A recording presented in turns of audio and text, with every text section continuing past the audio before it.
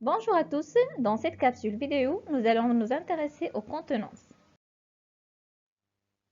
La première des choses, c'est quoi une contenance? La contenance d'un récipient, c'est la quantité de liquide qu'il peut contenir.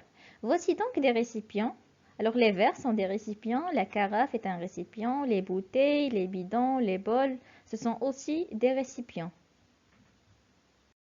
Et pour connaître le récipient qui a la plus grande contenance et celui qui a la plus petite contenance parmi ces deux récipients, nous allons transvaser le liquide qui existe dans ces deux récipients dans des verres identiques. Attention, ceci est très important. Alors en comparant, on constate que la carafe contient 5 verres d'eau et la bouteille contient 3 verres d'eau. Donc le récipient qui a la plus grande contenance, c'est la carafe.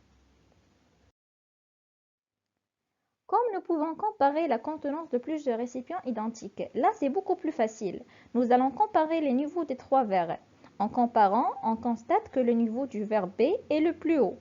Le verre B est donc celui qui a la plus grande contenance. Vient ensuite le verre A. Et enfin, celui qui a la plus faible contenance, c'est le verre C. Nous allons maintenant introduire l'unité internationale de mesure de volume qui va nous servir de référence, c'est le litre. Alors le litre est une unité de mesure de volume et on écrit petit l.